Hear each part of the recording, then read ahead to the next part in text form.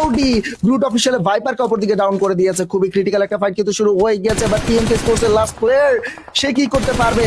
এওয়ানআরজি sports তাদের already কিন্তু বিপজ্জনক অবস্থায় পড়তে দেখা যাচ্ছে। এখন ডুয়োতে থেকে আসলে খুব একটা সুবিধা করতে পারবে কিনা এওয়ানআরজি স্পোর্টস সেটা কিন্তু দেখতে হচ্ছে। লাস্ট ম্যাচে চিকেন ডিনারটা আসলে খুবই দরকার, বাট সিবিআই আবারও কিন্তু ফুল রস্টারটা টিকিয়ে রাখতে পারছে।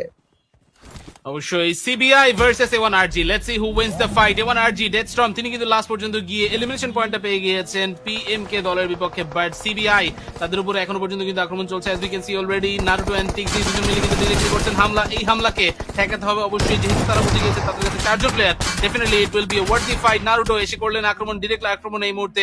ডেথস্টর্ম তিনি কিন্তু ডাউন, বাট তারপরেও রাউডি তার কাছ থেকে কিন্তু এখনো পর্যন্ত একটা স্প্রে দেখার অপেক্ষায় আমরা আছি।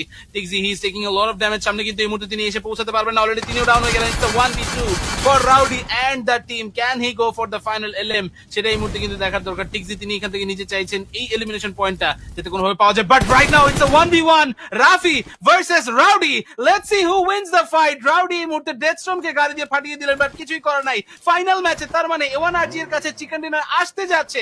রাউডি এখান থেকে জোনে ঢুকতে পারবে, বাট রাফি তিনি কি জোনে ঢুকতে পেরেছেন? ফাইনালি তিনি জোনে ঢুকলেন, but that was it. A1RG going for the final match. Final রেজাল্টেও তারা কিন্তু চিকেন